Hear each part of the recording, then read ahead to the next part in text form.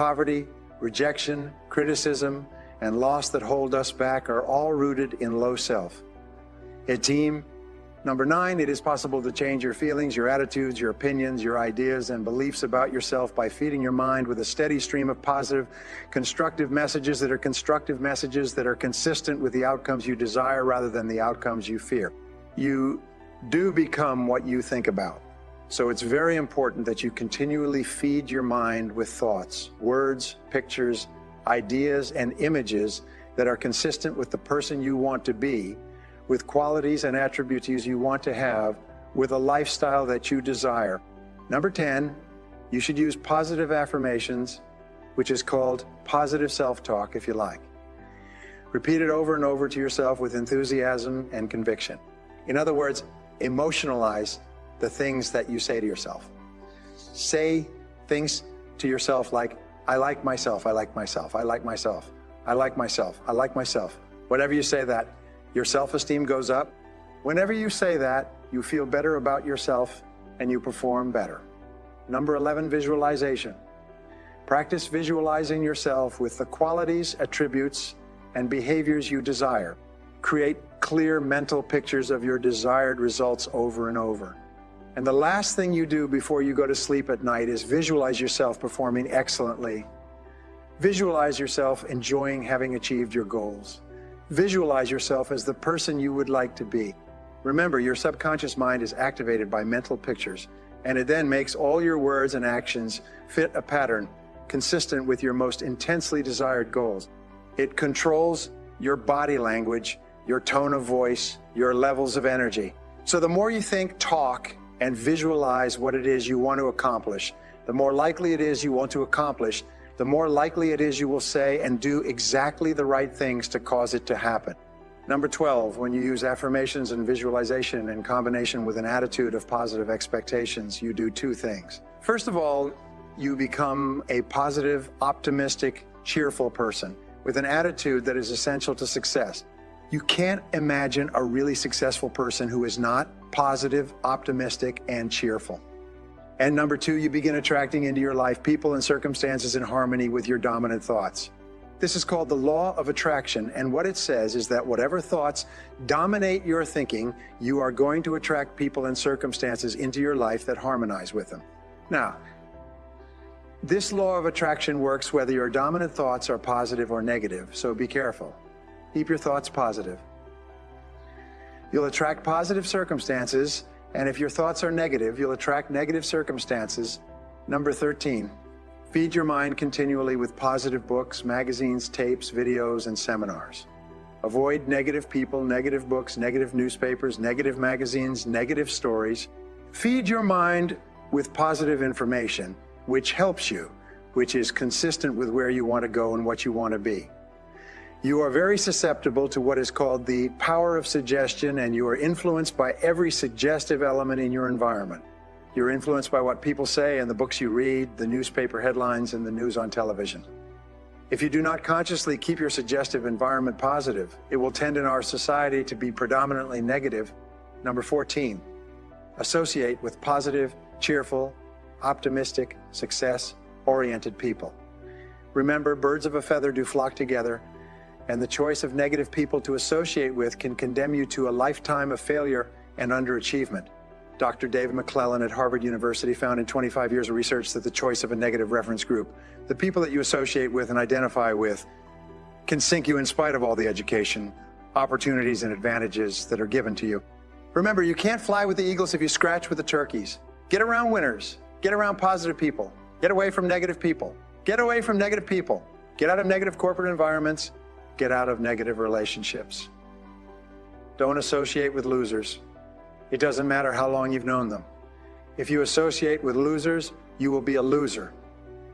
And if you associate with winners, you will be a winner. And by the way, sometimes people say, well, if I disassociate myself from my friends, how am I going to meet successful, positive, winning human beings? Don't worry about it.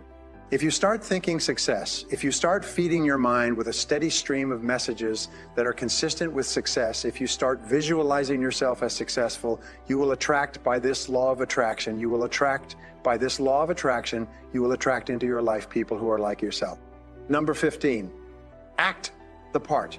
Pattern your conduct, behavior, and actions after successful people if you want to be successful. Remember, success starts from within, not from without.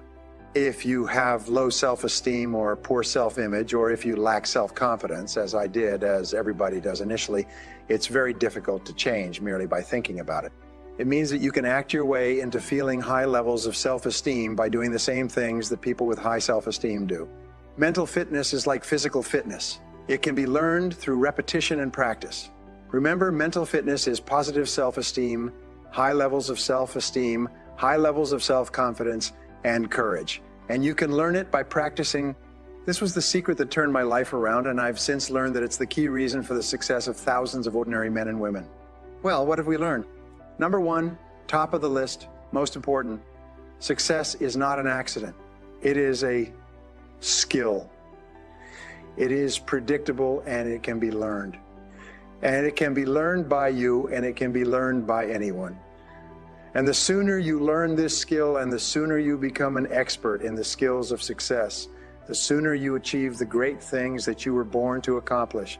Number two, if you want to be successful, you must use proven success methods. You must learn from other successful people. You must study success. You must interview successful people. You must find out everything you can about success from every source possible. You must become an authority on it. Number three, the great majority of people fail in life. That is, they do not fulfill their potentials and achieve the health, wealth, and happiness of which they're capable. They sell themselves short. They settle for far less. Number four, your level of self-esteem, how much you like yourself, how much you respect yourself and accept yourself and regard yourself, and what you esteem yourself is the most important single determinant of your success when you are successful. You feel tremendous about yourself, and when you are not, you don't. And everything that happens that builds your self-esteem is going to move you more rapidly toward achieving your goals in life. Number five, remember, everyone suffers fears of failure and fears of rejection, self-doubt, lack of confidence, feelings of inferiority, inadequacy, and guilt. Guilt is the great problem of the 20th century. Feelings of inferiority come from childhood. Fears of failure and rejection go back to destructive criticism in our early formative years. Remember this, successful people are not people who don't suffer those emotions. They're simply people who have learned how to master those emotions through practice, and so can you. Number six, you become what you think about. The stream of thoughts, words, and pictures that flow through your mind determine your personality, your attitude, your behavior, and your results in life. And finally, number seven is this. The great discovery of behavioral psychology is that if you engage in the same actions as positive, focused, self-confident, successful people, you will come to think, feel, and act like them naturally. That even if you don't feel like it, if you pretend, if you fake it until you make it, if you act the part, you will begin to think, walk, talk, act, and feel like a successful person as naturally as breathing in and breathing out. Why is it that so many people fail in life? Self-improvement books are among the best-selling books in all the bookstores. Millions have read them, and yet the vast majority continue to live lives far below their potential, achieving far less than they're actually capable of. For years, I've studied success and failure, and I'm going to explain why people fail so you can be alert to these tendencies in yourself and others, so you can recognize the behaviors that lead to failure and make a conscious effort to avoid them. Why do people fail? Economists say that the inability to delay gratification is a primary predictor of economic failure. In life, people fail because they do what is fun and easy, rather than what is hard and necessary. Success and failure are more the result of habit than of anything else. Probably 90% or more of everything we do is dictated by habit. And once a habit, good or bad, is formed, we become comfortable with it, and then we strive to remain consistent with what we're familiar with, even if our habits are leading to failure. Psychologists call this tendency to become comfortable getting into our comfort zone, and even if our comfort zone is keeping us at a low level of performance, we stay in it rather than change. All change for the good in our lives begins by changing our thoughts and actions so that we form habits that assure our success and then make those habits our masters. The key is self-knowledge and self-awareness of why it is we feel and act and walk and talk. When we study human action, we find that human beings, all of us, value leisure. So given a choice between an easier or harder way, we will always choose the easier way because the sooner we get the job done, the sooner we can enjoy leisure, the sooner we can enjoy leisure, the sooner we can take it easy. Now, in this sense, we are all basically lazy. This is neither good nor bad as such. It is only what we do as a result of this laziness that is good or bad. All human progress in science and technology comes from the tendency for people to seek faster, easier ways to get the things that we want. So in a certain sense, laziness is a motivator to human progress. A second characteristic of human nature is that we each try to get the very most for the very least expenditure of money or effort. In this sense, then, we are all greedy. This is neither good nor bad, just basic human nature. We are greedy in that we always want the very most for the very least, and we are never satisfied, and we are continually striving to get more and more all of our lives. We are never, ever really contented. The third characteristic is that each of us strives continually to improve the quality of our lives. We may not always succeed, but every action we take is an attempt to be better off than we would be without the action.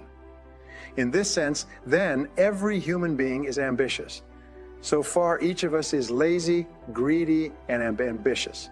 We may be ambitious for different things, and we may have more or less opportunity to realize our ambitions, but we are all ambitious.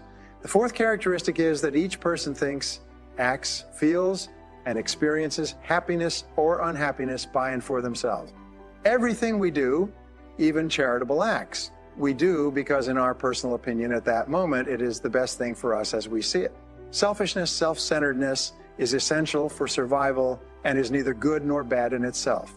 It just is a fact of human nature.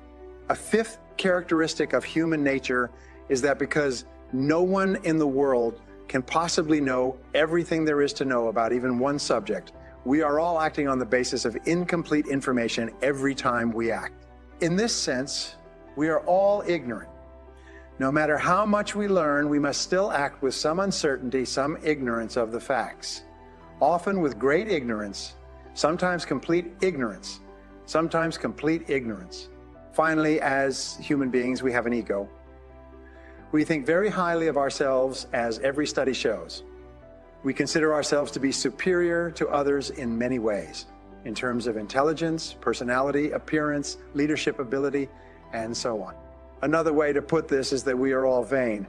This is neither good nor bad, just a normal facet of human nature. We all want basically the same things in this order of priority, although we want them with different degrees of intensity, and we settle for different levels of achievement in each of these areas. First of all, security. Security is number one. This is our basic need, the survival instinct, security of life and limb, physical security, economic security, emotional security. We value security very, very highly. Any threat to our security in any area brings an immediate reaction to protect and defend. Lack of security makes us angry, fearful, and defensive. The second thing that we want is comfort, and this is what we go for once we've achieved what is to us an acceptable level of security. We seek comfort, especially physical comfort.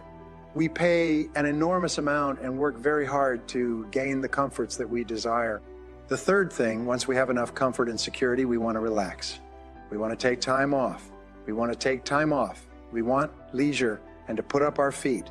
Leisure is a valued good, and we work very hard and pay dearly for it. Holidays are leisure. Golf is leisure. Tennis is leisure. These are the leisure time activities in our societies. They consume hundreds of billions of dollars. Remember, we are all basically lazy. We like leisure, and we will pay very highly for it. Number 4 is love. We seek the affection and the love of others. This is something we desire so intensely that we will even die for it. Each of us needs to be loved to feel fully human, and we strive for it all our lives. The fifth thing that we all want is respect. We need to be recognized and respected by others outside our family group. Because we are basically vain, we seek the praise and appreciation of other people. We will make great efforts to earn and keep the goodwill and respect of others toward us. Finally, the sixth thing that we want is fulfillment. Each of us has a deep inner craving for a sense of meaning and purpose in life, and here is the key point. The basic law of human nature is that people always tend to seek the fastest and easiest way to get the things they want, and usually to get the things they want right now. I call this the expediency factor, or the factor, and it explains why people succeed and why they fail. Families, corporations, organizations, and nations succeed and fail because of the unwillingness to delay gratification, as we spoke about earlier.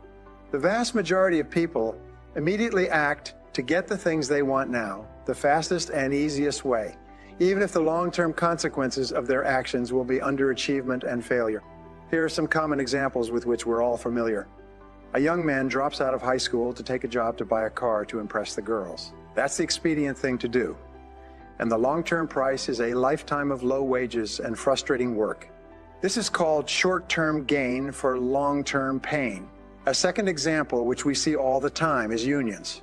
They strike for higher than market wages at the long-term price of permanently crippling the industry and causing permanent unemployment for their members. A perfect example is Chrysler Corporation, which almost went bankrupt because of outsized wage settlements in previous years. A third example, which we see, is government employees increasing their budgets and staff to inflate their salaries at the long-term price of huge government deficits, inflation, and economic recession. I'm convinced that most of our economic problems in society come from expecting people in government to act in our best interests when they are put into office. When the entire governmental system says that the bigger your area of responsibility, the higher your budget, the greater the number of staff you have, the more you get paid. So when push comes to shove, the government servant, by basic human nature, will opt to increase the size of his department in order to increase the size of his rewards.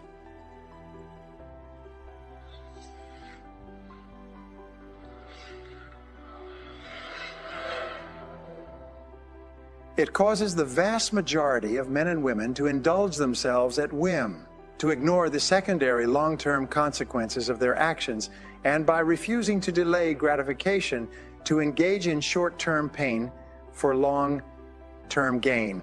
They condemn themselves to lives of frustration and disappointment. A factor explains most failure in adult life.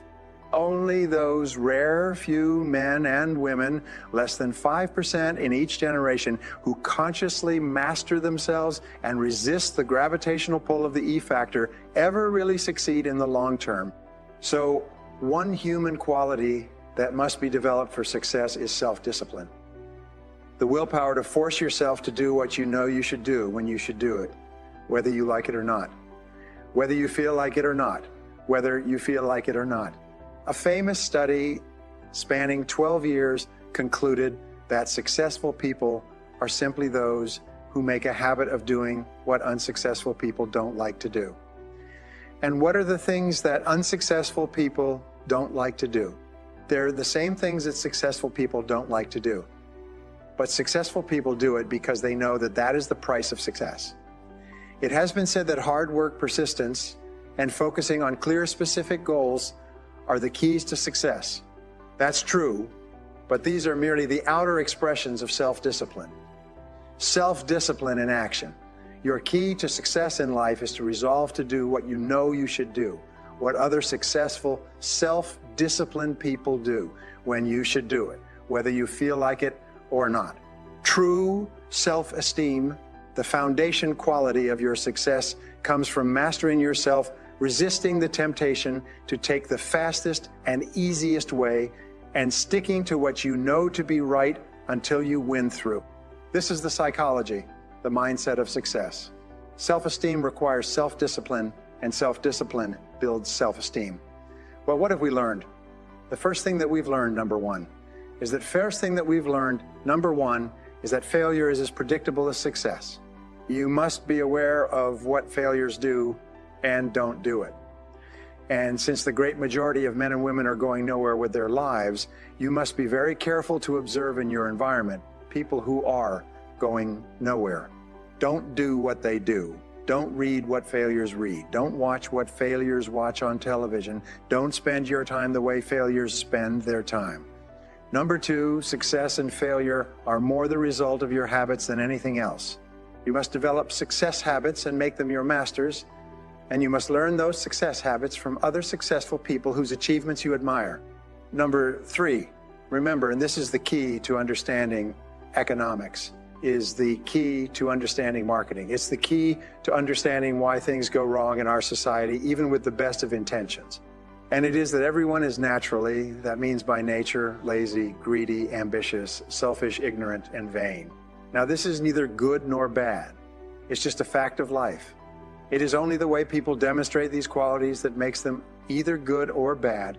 It is always the actions, not the qualities themselves. We know also, number four, that everyone wants the same things. You and I, we all want the same things, though often with different degrees of intensity. We all seek security, comfort, leisure, love, respect, and fulfillment.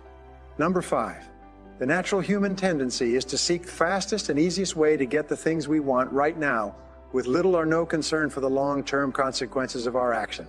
And the tendency to seek the fastest and easiest way almost invariably leads us to engage in actions that cause us to fail in the long term. Number six, the ability to discipline yourself to delay gratification in the short term in order to enjoy greater rewards in the long term is the indispensable prerequisite for success. And finally, number seven, when you develop the habit of self-discipline, you free yourself from the E factor. With self-discipline come the feelings of self-esteem, self-confidence, pride, and satisfaction that are the great treasures of the human experience. And one more point, one of the most important things I've ever learned, a philosophic point if you like. Your values, your true beliefs are always expressed and only expressed in your actions. It is not what you say, and it is not what you intend, but what you do that signifies what you really believe. If you engage in the actions of successful people, if you practice the same principles and live by the same rules, you will eventually come to be exactly like them in your beliefs. We will look at the 10 vital principles of success, achievement, and peak performance. Living by these 10 principles will enable you to accomplish anything you really want in life.